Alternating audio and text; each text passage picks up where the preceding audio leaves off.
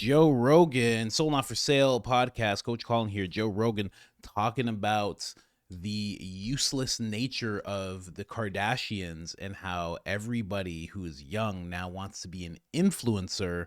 Delayed gratification is out the window. I'm going to be talking about that. Then I'm going to play a couple of clips from Alan Watts that kind of touch on to what Joe Rogan's talking about.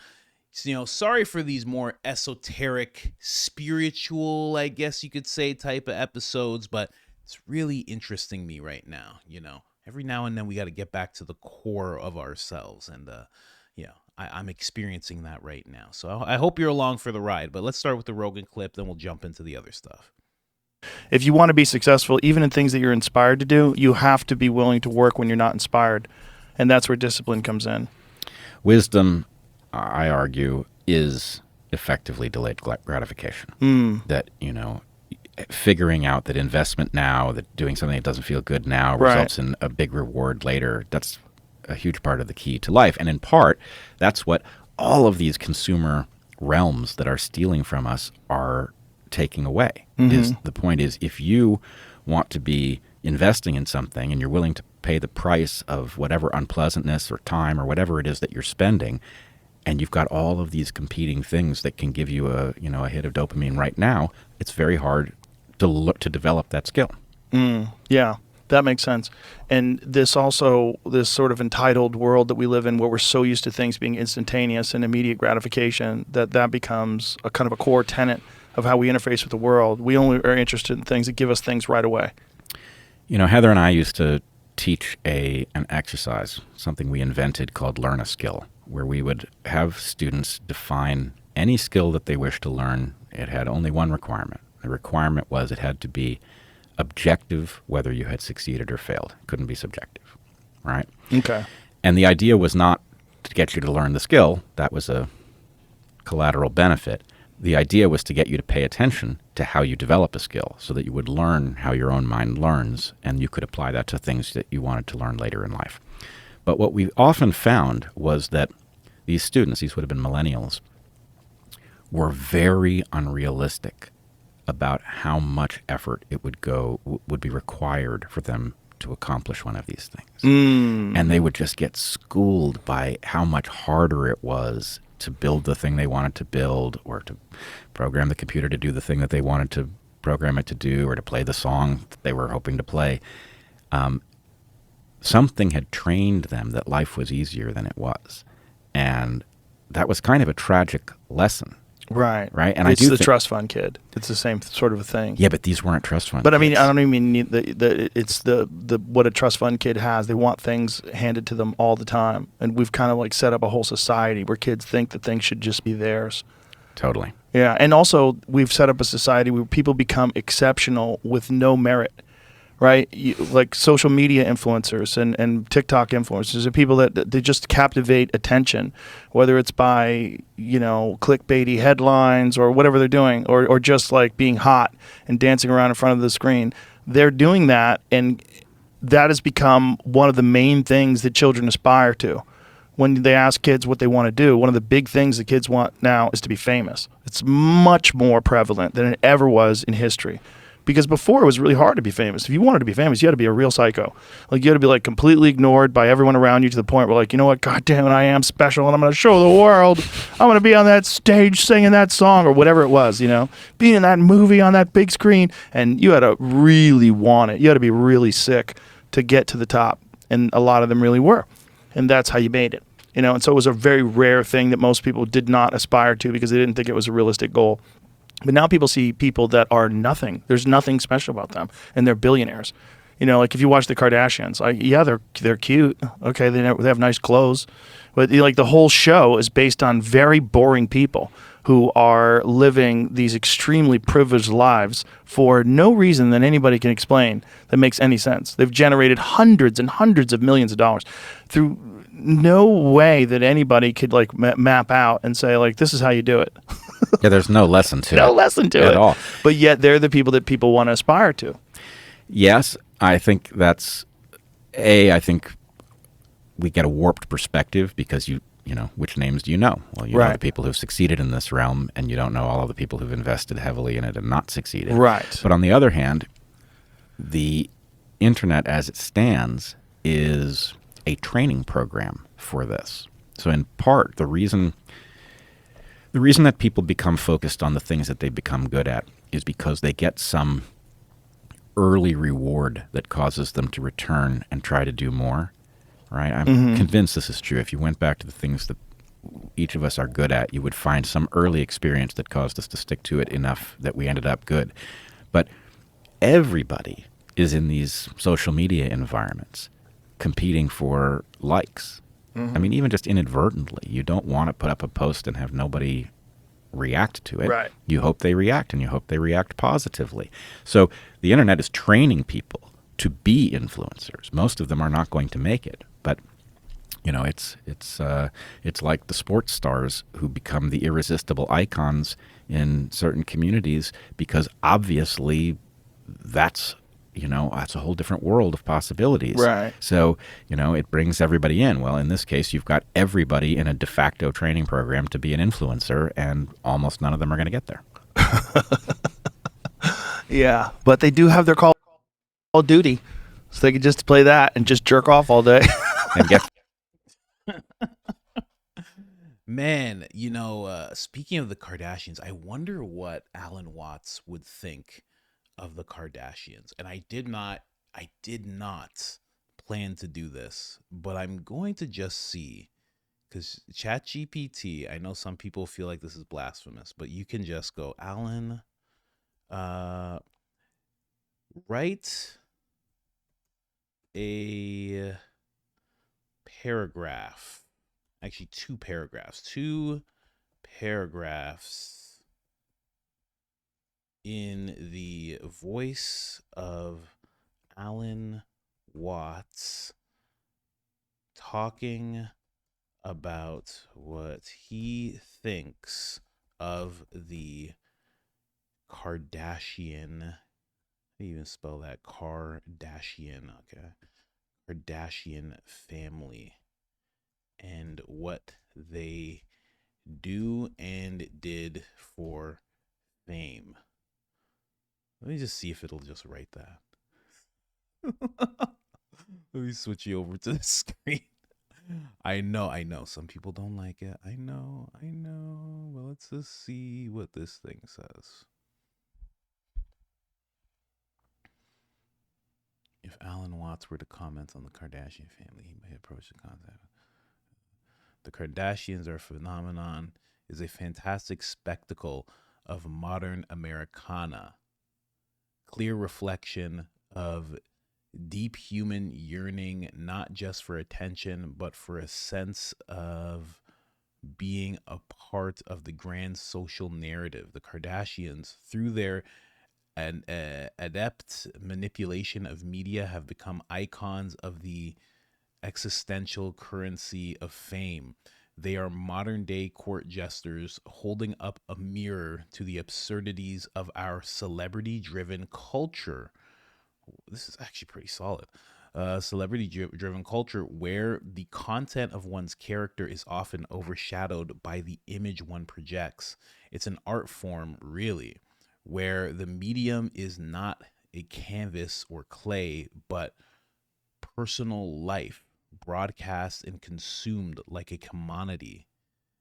In this dance for recognition, the Kardashians have become the minstrels at turning the mundane into spectacle and the personal into universal. Their talent lies not in just what they do, but in how they've managed to make millions watch and even emulate their every move. This in itself is a form of wizardry, turning the everyday into the extraordinary. Yet one wonders what this pursuit of fame for fame's sake tells us about the void we as a society are trying to fill.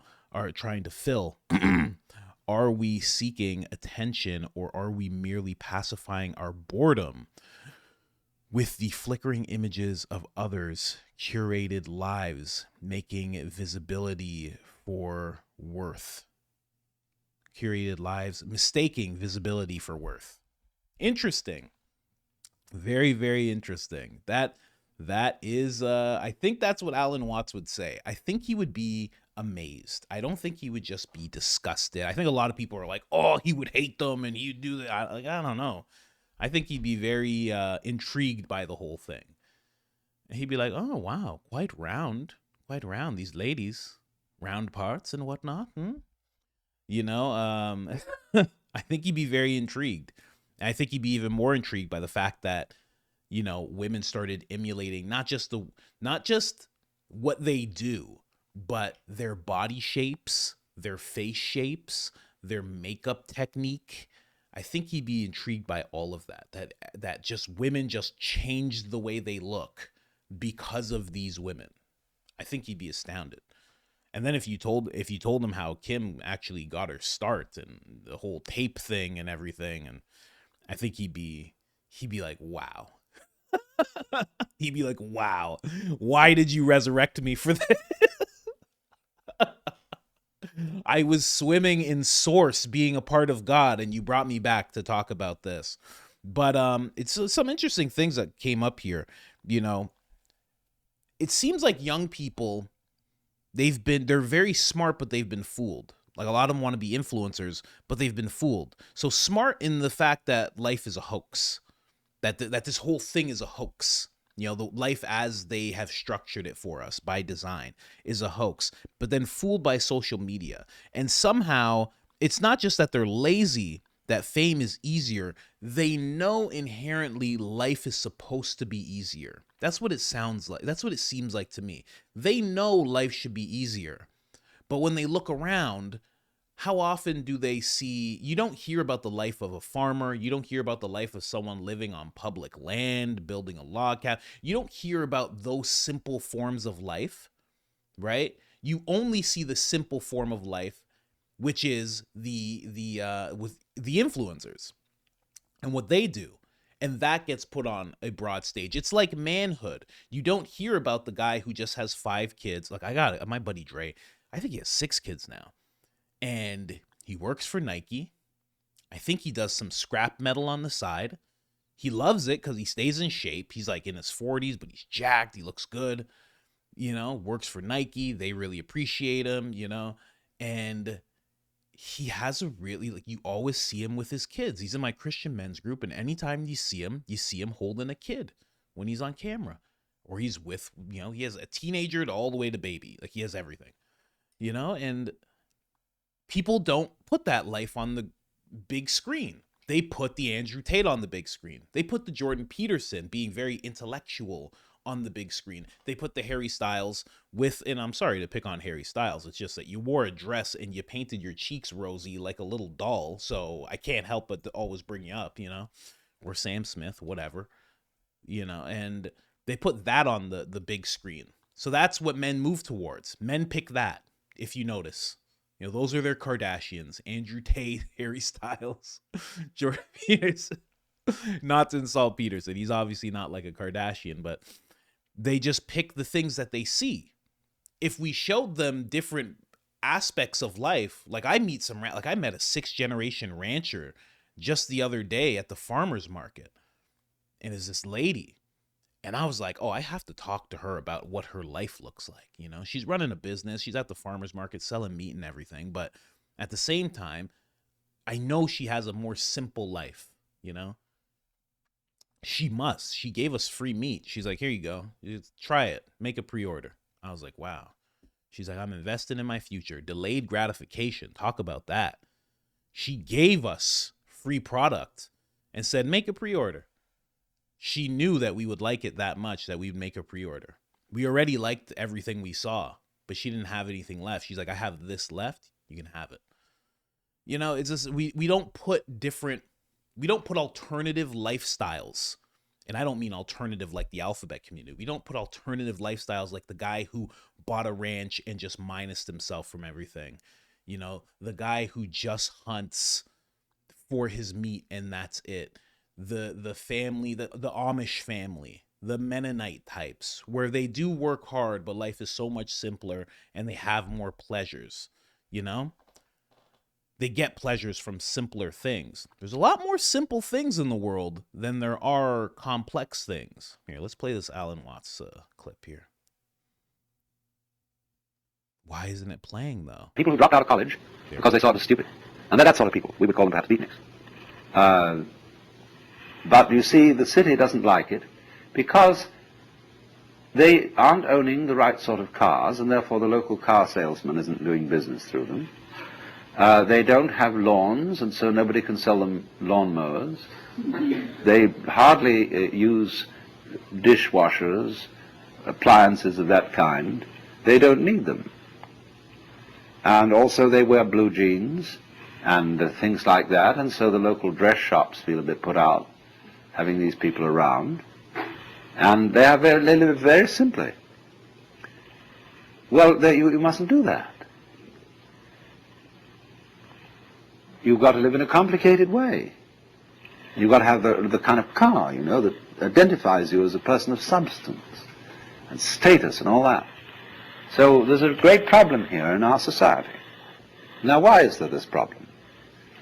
There's always a very inconsiderable minority of these non-joiners or people who check out of the game.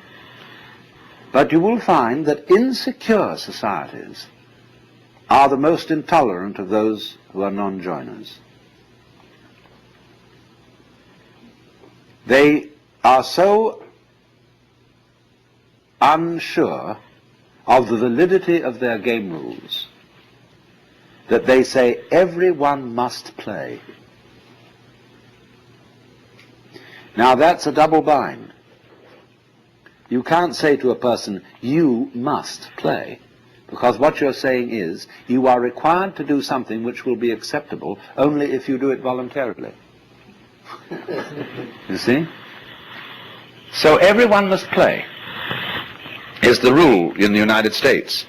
And it's the rule in almost all Republican governments. I mean Republican in the sense of democratic. Because they're very uneasy. Because everybody is responsible. You mean you may try not to be and avoid it and say, oh, let the senators take care of it or the president. But theoretically, everyone's responsible. Now that's terrifying. See, it's all right when you know what's right. There is an aristocracy, there is the clergy, and they know what should be done, and they're used to ruling, you see. But now it's in your hands. You say, well, what are we going to do? Well, I think this way, and you think that way, and he thinks the other way. And so we're all unsettled. And therefore, we become more and more conformist. Individualism, rugged individualism, always leads to conformism, because people get scared. And so they herd together, and compounded with industrial society, mass production, etc. They all wear the same clothes, and they're sensible clothes that don't show the dirt too much. And we get duller and drabber, and with the exception of the Californian Revolution.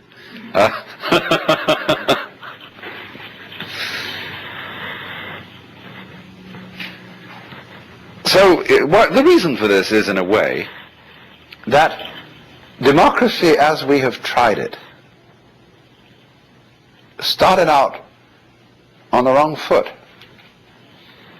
You see, in the scriptures, the Christian scriptures, it says everybody is equal in the sight of God. Now that's a mystical utterance. That means that from the standpoint of God, all people are divine and are playing their true function.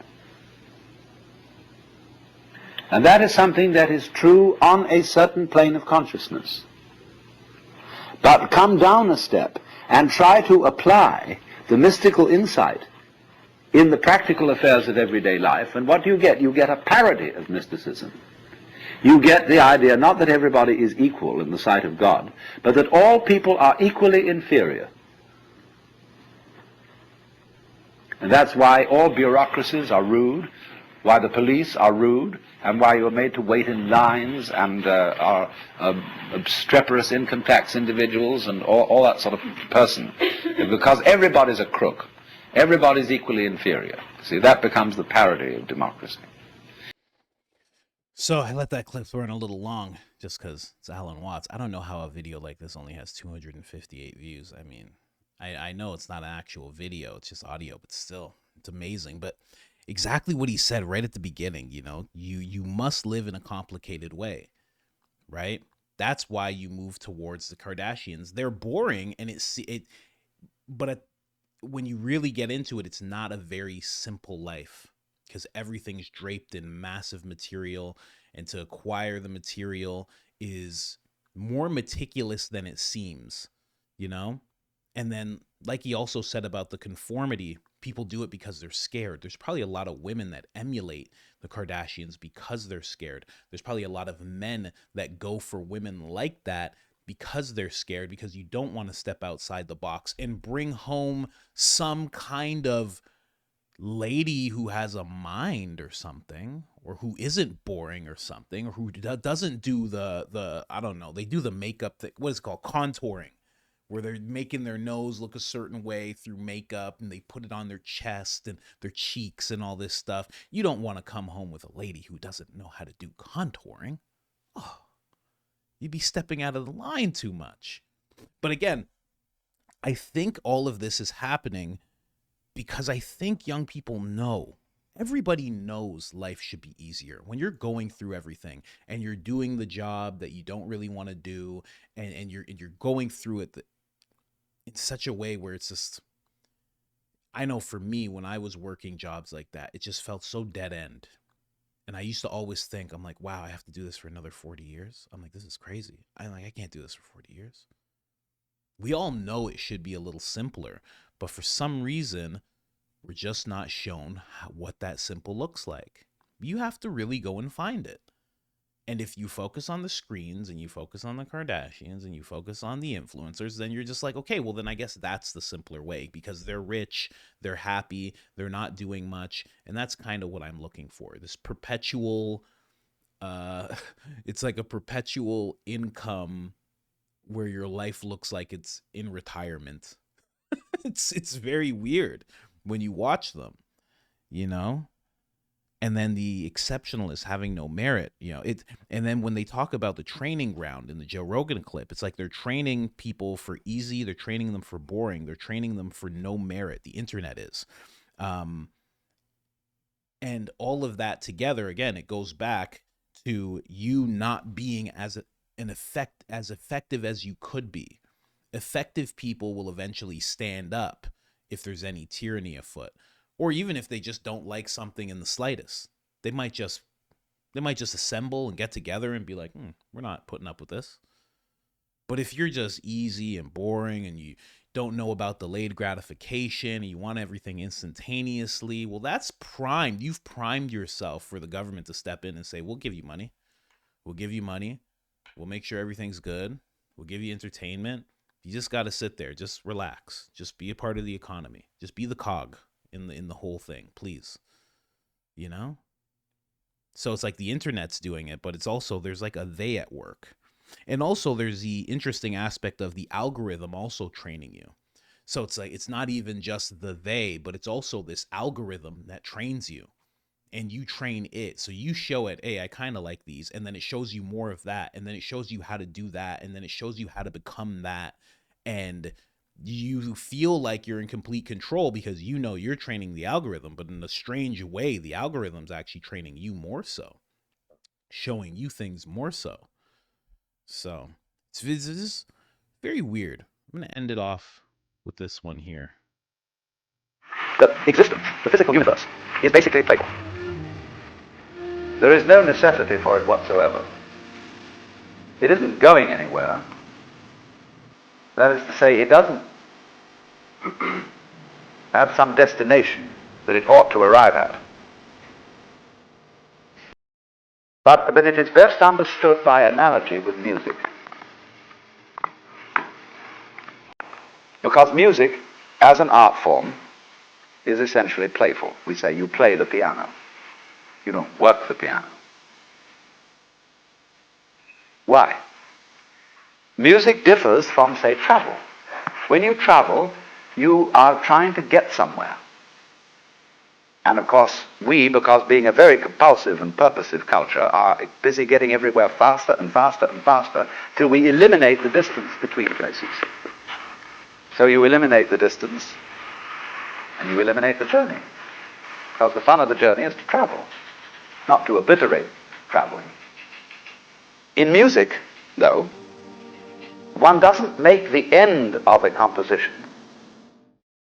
If that were so, the best conductors would be those who played fastest. And there would be composers who wrote only finales. People go to a concert just to hear one crashing chord, because that's the end. Same way in dancing. You don't aim at a particular spot in the room. That's where you should arrive. The whole point of the dancing is the dance. Now, but we don't see that as something brought by our education into our everyday conduct. We've got a system of schooling which gives a completely different impression.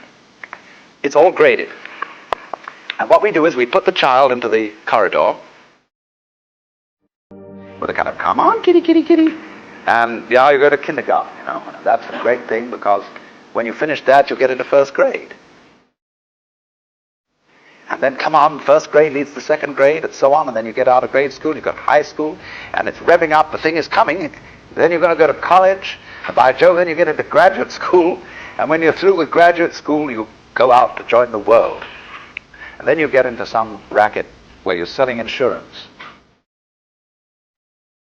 And they've got that quota to make. And you're going to make that. And all the time, the thing is coming. It's coming. It's coming. That great thing, the success you're working for.